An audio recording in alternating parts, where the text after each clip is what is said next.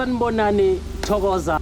Igama lami ngingumduduzi Hlatshwayo, ngikhulele eNgwavuma eNyakatho neKwaZulu Natal.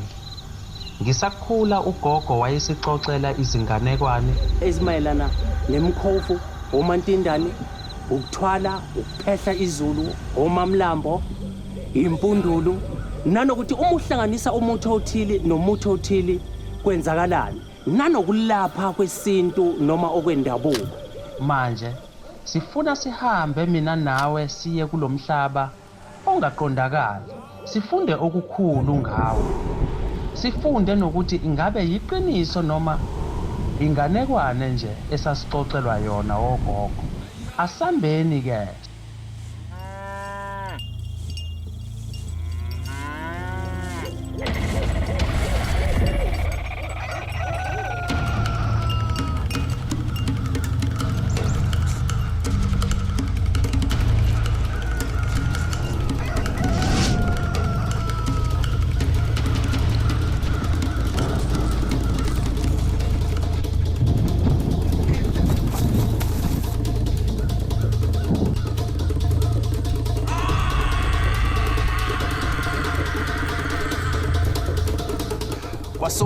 Kwasukasukela.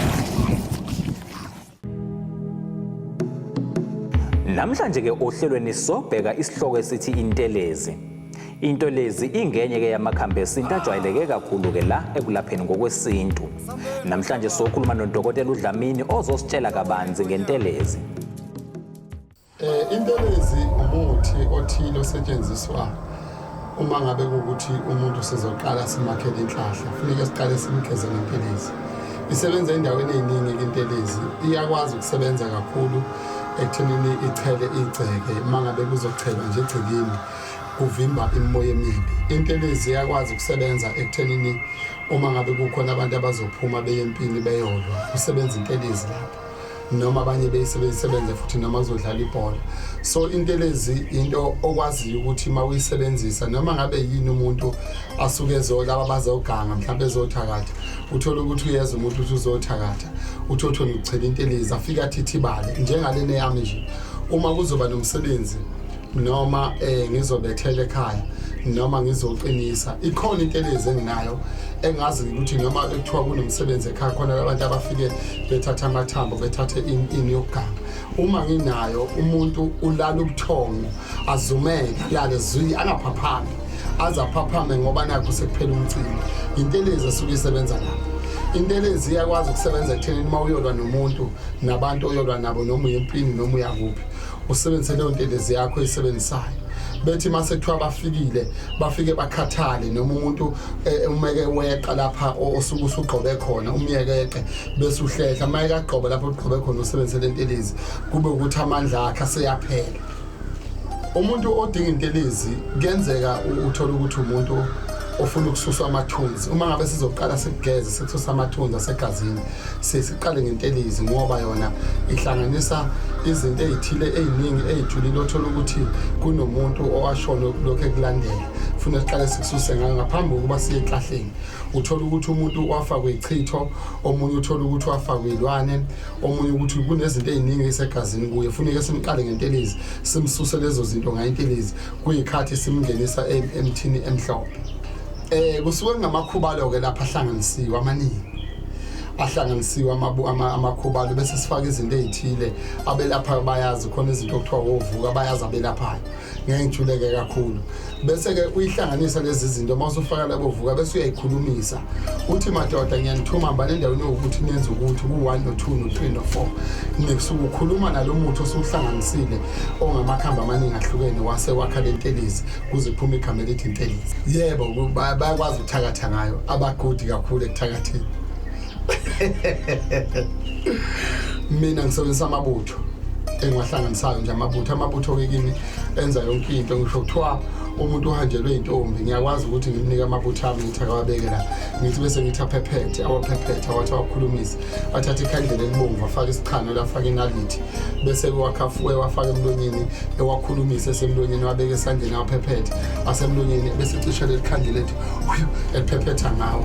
Ahamba lamabutho angabuyi afike kuleyo muntu mayelele ebusuku umzimba ethi hayi yazi ngiphuphubani ngiphupha ungifonela ngiphupha ungibiza ukuthi ucela sibonane amabutho kimi ngicishe ngiwafananise nentelezi ngoba izinto engizisebenzisayo ngikwazi ukuthi ngiyithuke futhi into ebalulekile ufune kuyazi mawusebenzisa amakhambi esintu amakhambi esintu abanye bayawagxeka bewagxeka uthotho omunye yena uthi hayi mina ngiyakholwa angiphikisani futhi angilwi nenkolo kodwa amakhambi esintu ngendlela asebenza ngakhona kuyenzeka uthola ukuthi umuntu ushonelwe ingane uma eshonelwa ingane noma uyachitheka noma ingachithekanga-ke umuntu enze abortion ngokwesilungu kubizeka kahle kanjalo uthola ukuthi manje unama-degree une-diploma unama-masters unayo yonke into umsebenzi akawutholi kanti konakele ekuthenini ifuneka enze athole iyiwasho ezizomgeza leyathunzi laleya ngane so kubaluleke kakhulu ukusebenzisa amakhambi esintu uma umuntu khona umuntu okefaka isichitho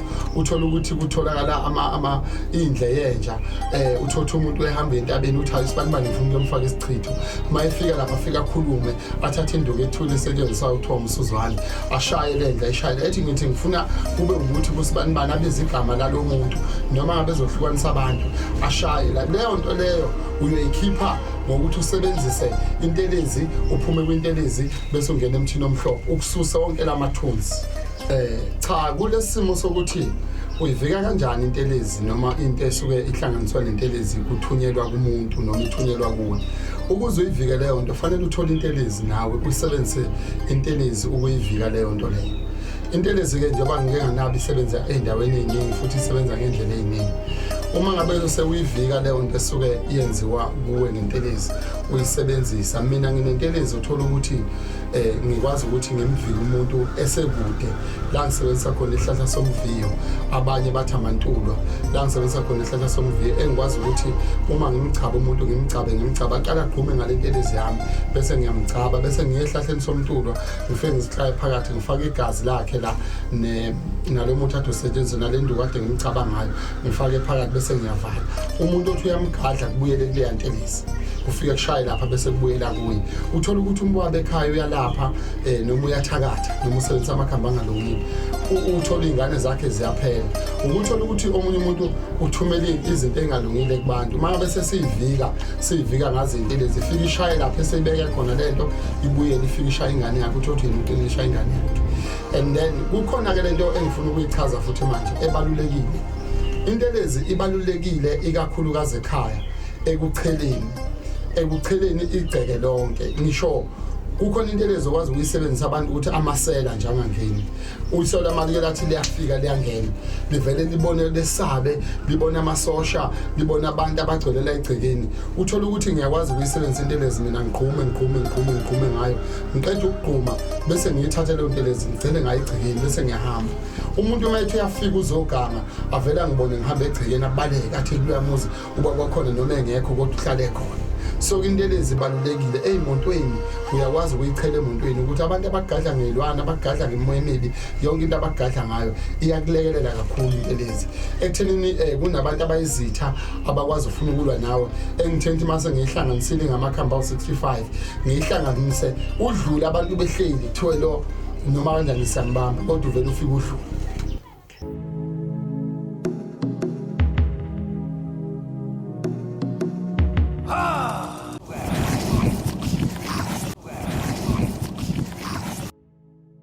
Namhlanje ke sikhulume nomuntu owadinga usizo ngezinkinga zakhe nangesilandisa. Igama lami nguBenante kwaKamkwena. Ngiye kuba Dlamini kinenkinga enkulu yokungabi namali esandleni. Ngithi ngiyasebenza imali ayihlala. Ngaqala ukuhlangana naye ngonyaka ophelile. Angazi bekula ku-August kanje. Dlamini uyizongitshela ukuthi kumele ngithole ini nani izakho ukuze ngibone imali ehlala. Ngathenga isiwasho, ngathenga lezi senhlanhla. Ukusebenzisa lezo zinto impilo yami yatshintsha lapho. Ngabona imali ehlala umndeni wami wawazi ukuthi uthola imali iphuma kumina engiyisebenzayo. Kasuka lapho ngaqala ukuvula isitolo. Ngaya kuyena ubaba Dlamini waninikeza izinto zokuvula isitolo, isibungo nomuthi wokubethela. Ngabe sengiyadayisa lapho ngiqala lapho ngibona ukuthi le mali kumele njalo ngesonto ngiyise ebhenki kahambisa u-3,500 njalo Monday. Kwasuka lapho kwahamba ngisebenzisa lezo zinto kaze yathi kulo nyaka lo ngoMeyi ngawazi ukuthi ngithenge imoto uToyota 4x4 ku100,000. Ngaphinda back ngakuyena ubaba uDlamini ngamtshela ukuthi ngifuna ukuthenga imoto. Wangisiza nalapho sahamba sayobheka leyo moto safika sayithola ngakhipha imali ngayithenga imoto ngabuya nayo ikhona leyo moto njengamanje. Namanje umndeni wami uphila kahle awunankinga. Yonke into edingeka ekhaya kufonelwa mina ngibanikeza imali. Even nalapha ebhenki ngesimo izinto zikababa uDlamini namanje imali isakhula ebhenki. Angazi-ke kulesikhathi esizayo ukuthi ngizocabanga ukwenza njani kodwa bese ngicabanga ukwakho umuzi osile kale mali engiyithola ngale zinto zikababa uDlamini ngoba ziyangisiza mina empilweni yami kakhulu.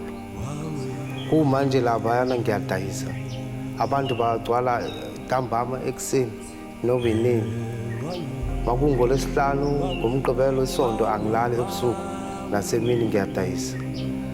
Nalapho esitolo bazama ukungishaya ngenwabo lapha. Ngaphinda ngakuyena ngamtshela ubaba uDlamini ukuthi lapha sengibona unwabo lapha lehamba lapha la ngidayisa khona.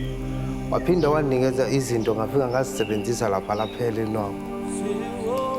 Kuze kube imanje nje impilo yami ngibona iqhubeka kakhulu. Impilo yami ngizizwe kakhulu ubaba uDlamini.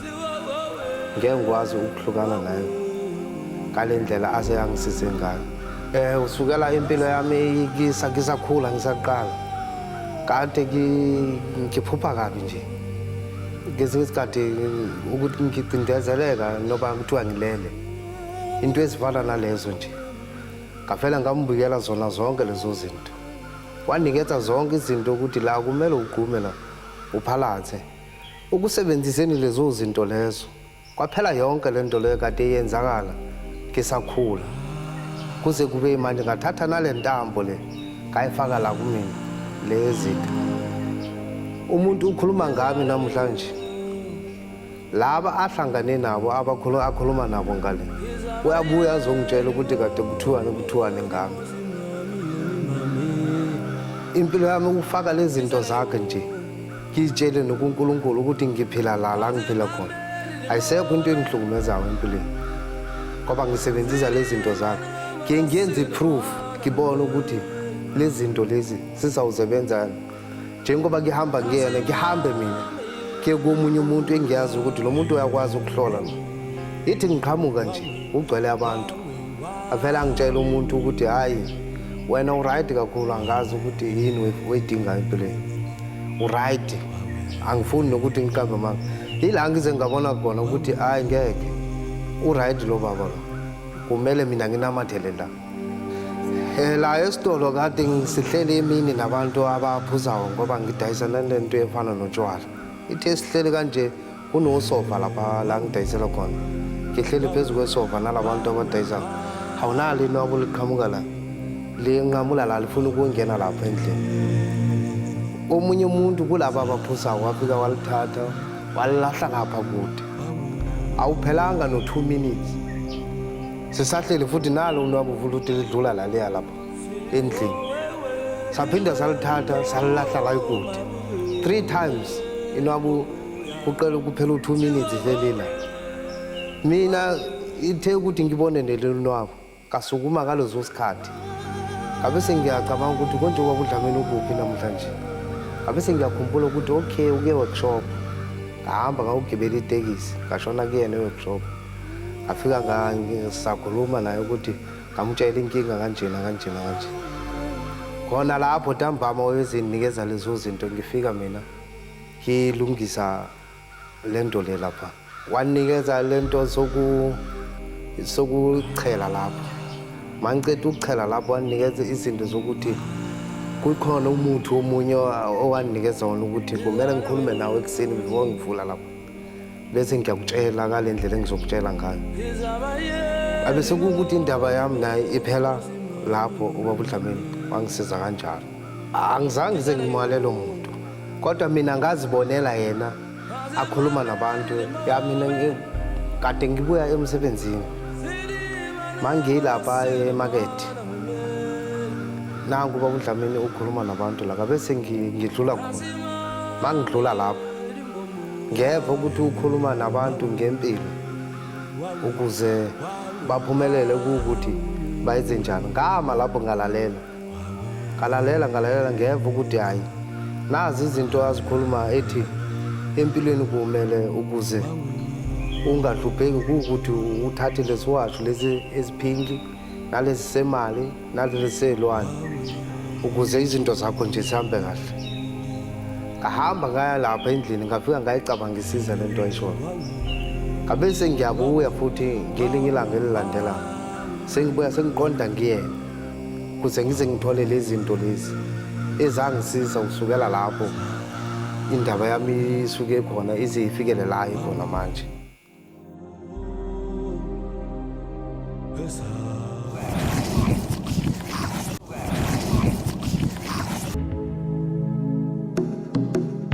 Bambiza ke ngomzimbo kalimali kodwa ke igama lakhe langempela uDokotela uAndile Dlamini udume kakhulu ke futhi eThekwini endaweni yasemakethe. Namhlanje ke sizokhuluma kabanzi nomzimbo kalimali malungana nomsebenzi wakhe njengomelaphi wendabuko.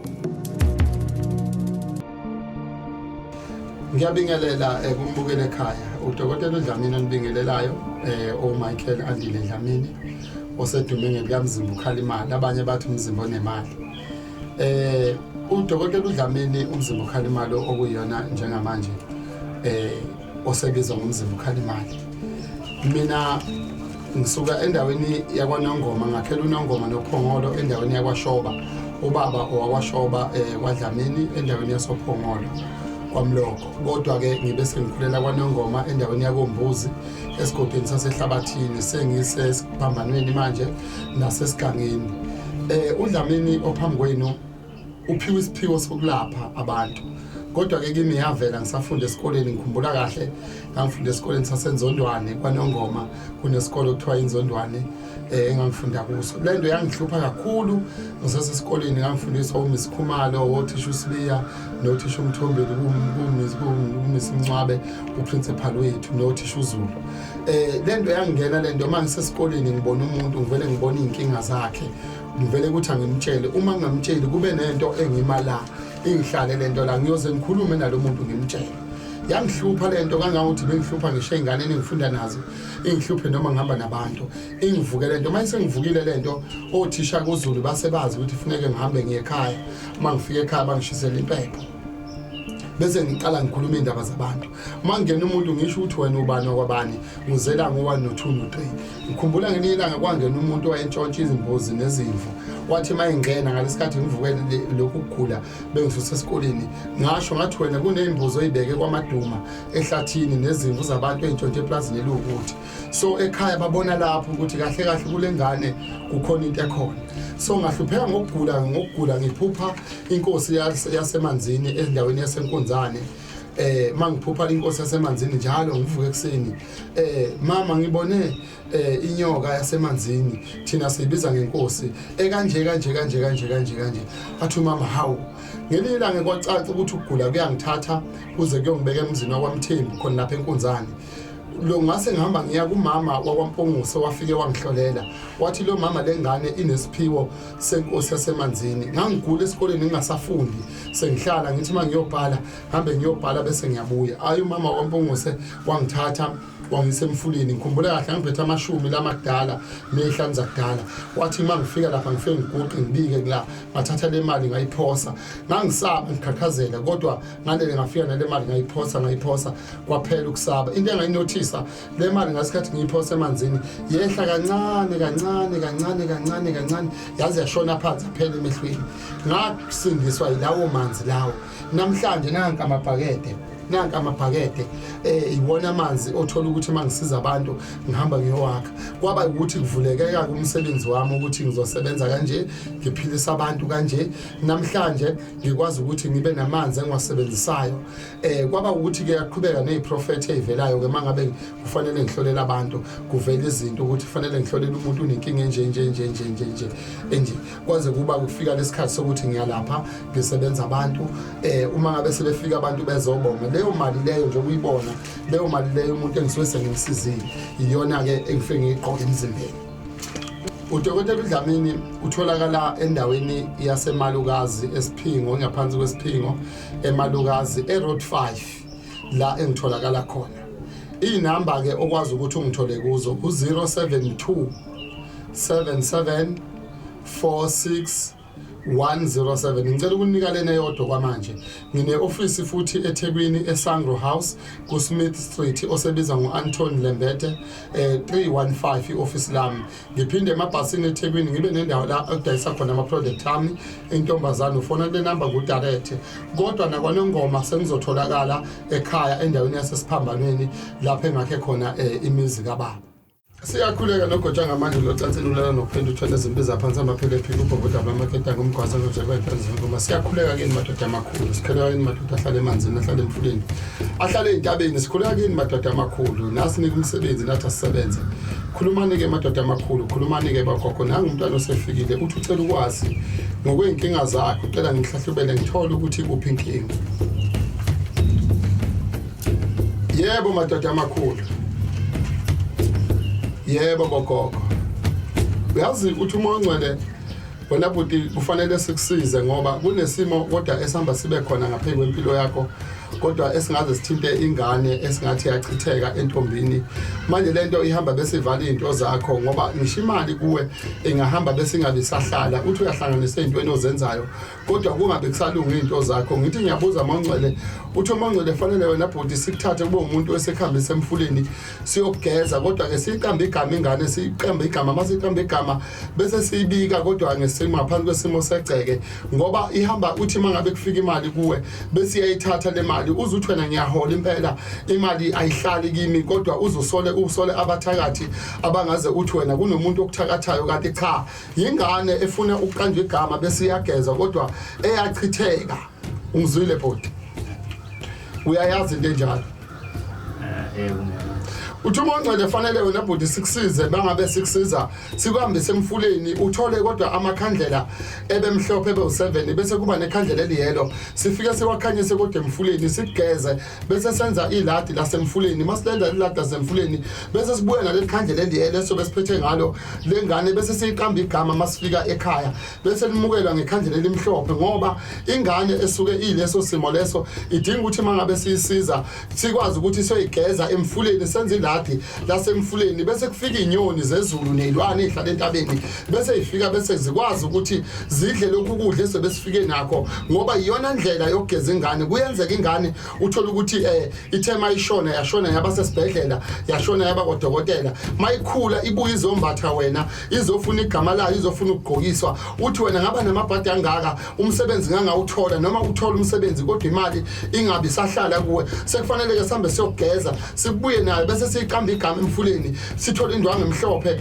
nogoloko kodwa omhlophe nesinepho sifika sikwenze lapha emfuleni bese sikushiya kanjalo inyoni zezulu bese ziyadla sithathe lengane sihambe nayo siye ekhaya masifika ekhaya bese uyayibika ngane yami igama lakho ngiqambile ngathi ubani ngicela lapha engihamba khona uhambe nami ungivikele ezintweni zonke ezimbi engahle zingivelele kuyo bese kuvuleka izinto zakho uthi mawunenkinga onayo bese uyibiza lengane legama ozokuyiqambe lona uthi ingane yami usibanibani ngageza ngagqokisa ngakwenza yonke into ngiyacela ke namhlanje lapho khona bese uyakuba isibani ukhanye imali ihlale unkosikazi ahlale ngoba izohamba ingane kodwa idala ingxabano phakathi kwakho nomuntu othi wena uthandana naye.